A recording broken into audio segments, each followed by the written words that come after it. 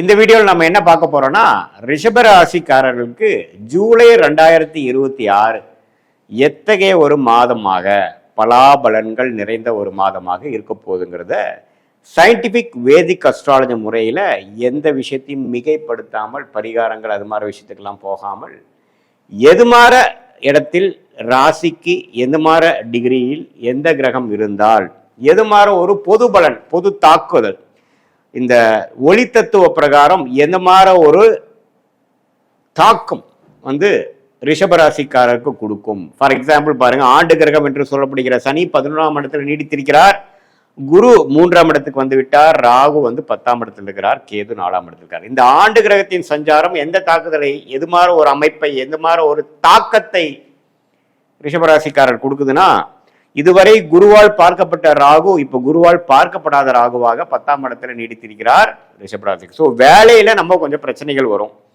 இதுவரை கொஞ்சம் ஸ்மூத்தா போயிட்டு இருந்ததெல்லாம் கொஞ்சம் களைச்சுட்ட மாதிரி இருக்கும். தொழிலில் கொஞ்சம் அதிகமான ஒரு ரீஆர்கனைசேஷன் கொஞ்சம் மாற்றி அமைக்கிறதுலாம் கொஞ்சம் செய்ய வேண்டியதாக இருக்கும். இடம் வீடு வண்டி வாகனத்தில் கொஞ்சம் கேர்ஃபுல்லாக பார்க்க வேண்டியதாக இருக்கும். சர்வீஸ் பண்ண வேண்டியதாக இருக்கலாம், அப்கிரேட் பண்ண வேண்டியதாக இருக்கலாம். தாயாரின் உடல் நலம் கொஞ்சம் பார்க்க வேண்டியதாக இருக்கும். இது மாதிரி ஒரு பொது பலன்கள் கொடுக்கக்கூடிய அமைப்பு வந்து இந்த ராகு கேது 10 நாள்ல எந்த ஒரு சுப பார்வையும் இல்லாமல் இருக்கிறதுனால இருக்கு. அதே மாதிரி சனி 11ஆம் இடத்துல இருக்கக்கூடிய சனி இப்போ குருவால் பார்க்கப்படுவது அருமை. அது சனி திசை போயிட்டு இருக்கிற ரிஷபராசிகளுக்கெல்லாம் நல்ல பலன்களை எதிர்பார்க்கலாம்.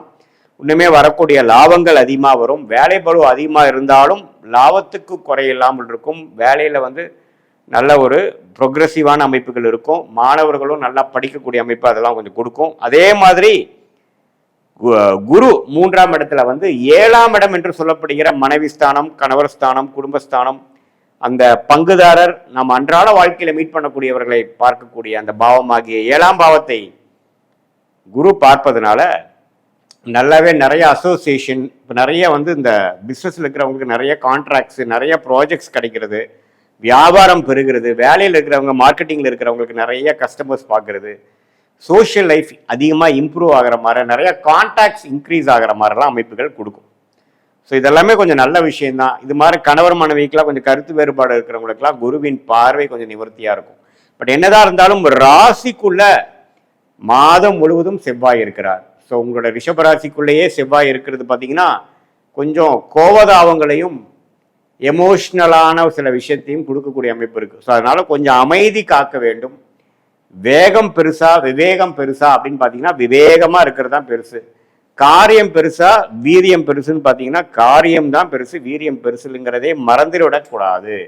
ஏன்னா செவ்வாய் ராசிக்குள்ளேயே மாதம் முழுவதும் இருக்கும் பொழுது அப்பப்போ உங்களுக்கு டென்ஷன் ஆகக்கூடிய சிச்சுவேஷன் நிறையா இருந்தாலும் பொறுமை காக்க தவறக்கூடாது. பொறுமை காக்கலின்னா என்ன ஆகும்னா கொஞ்சம் ஆர்குமெண்ட்ஸ் ஆகும். நாம் ஏதோ நினச்சி பேசணும், அது வேற மாதிரி முடிஞ்சிருச்சுறாங்கிற மாதிரி சில அமைப்புகள் வந்து உங்களுக்கு சில பாதிப்புகளை கொடுக்கும். ஸோ அதனால கொஞ்சம் கவனமாக விவேகமாக ரிஷபராசிக்காரர்கள் இருக்க வேண்டும். அதே மாதிரி 2ஆம் இடத்துல புதன் வக்ரமாக பல வாரங்கள் 3 வாரமே இருக்கிறார். சுக்கிரன் 4ஆம் இடத்துக்கு வரார். ராசி அதிபதியே 4ஆம் இடத்துக்கு 2வது வாரத்திலிருந்து வருவது அருமையான விஷயம். ஸோ கண்டிப்பாக வேலை தொழில் அம்மா விஷயங்கள் எல்லாம் முன்னேற்றங்கள் உண்டு.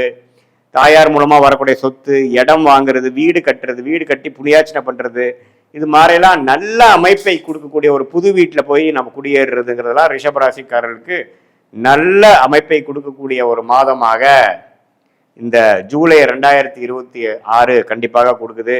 அதே சமயத்தில் சூரியன் பாருங்க 3ஆம் இடத்துக்கு வரார் 2ஆம் இடத்திலிருந்து, அதுவும் நல்ல மாற்றத்தை கொடுக்கக்கூடிய அமைப்புகள் உண்டு.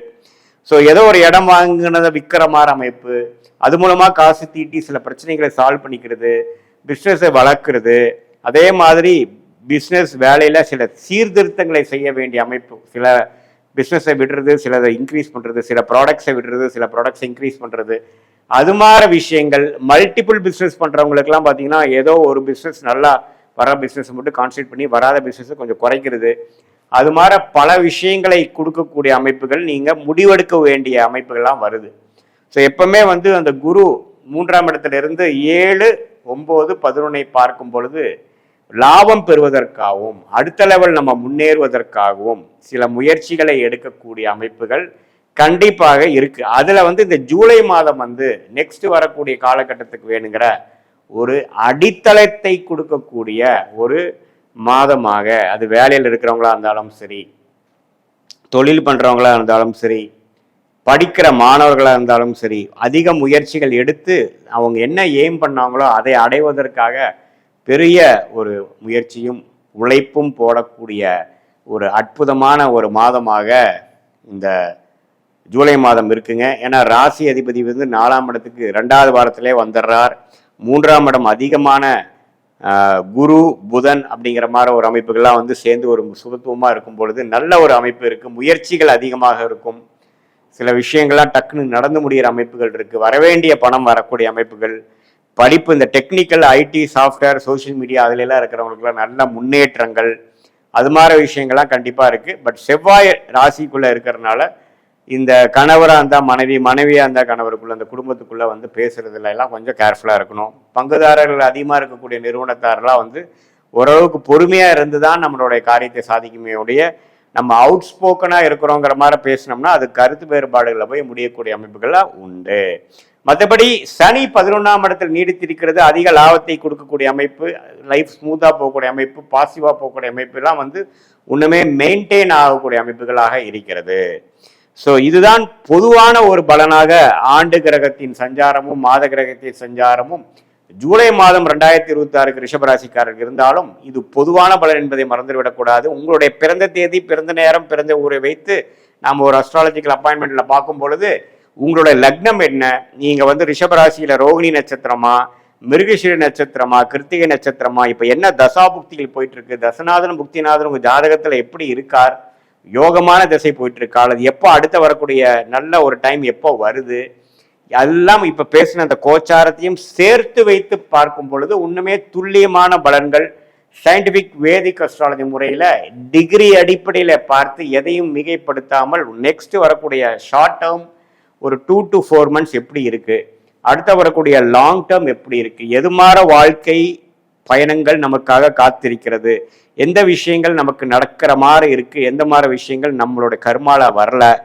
எந்த பிராப்தங்கள் இருக்கு, எந்த பிராப்தங்கள் நமக்கு சரி வராது, எந்த நேரத்தில் நம்ம இடம் மாறலாம், எந்த நேரத்தில் நம்ம வேலை மாறலாம், எந்த நேரத்தில் இந்த முடிவு எடுக்கலாம், எந்த நேரம் வரைக்கும் பொறுமையாக இருக்கணும், எந்த துறை நமக்கு லாபகமாக யோகமாக வருகிறது, எந்த மேற்படிப்பு வந்து நமக்கு கை கொடுக்கும், கல்யாணம் வந்து அமையக்கூடிய டைம் எப்போ, நம்மளுடைய திருமணம் எப்படி இருக்கு, காதல் திருமணமா அல்லது அரேஞ்ச் மேரேஜா, எது மாதிரி அமைப்புகள் இருக்கு, வெளிநாடு போகக்கூடிய யோகம் இருக்கா, அல்லது நம்ம உள்நாட்டிலே இருக்கிறதா நமக்கு திருப்தியா, நமக்கு யோகமா இருக்கா, அதே சமயத்துல நம்மளுடைய வேலைகள் வந்து அரசு சார்ந்த விஷயமா போகலாமா அல்லது பிரைவேட் செக்டாரா போகலாமா, எது நமக்கு யோகமா இருக்குன்னு தெரிந்து கொண்டே ஆனால் அதுக்கு தகுந்த மாதிரி திட்டங்களை நீங்கள் தீட்டி வாழ்க்கையில் எளிதில் வெற்றி பெற்று எதிர்நீச்சலே போடாமல் நம்ம கர்மா என்னவோ அதுக்கு தகுந்த மாதிரி நம்மளுடைய செயல்களை அலைன் பண்ணிட்டு அதுக்கு பிரகாரம் நம்ம வாழும் பொழுது எளிதில் வாழ்க்கையில் வெற்றி பெற முடியும் என்று சொல்ல விரும்புகிறேன்.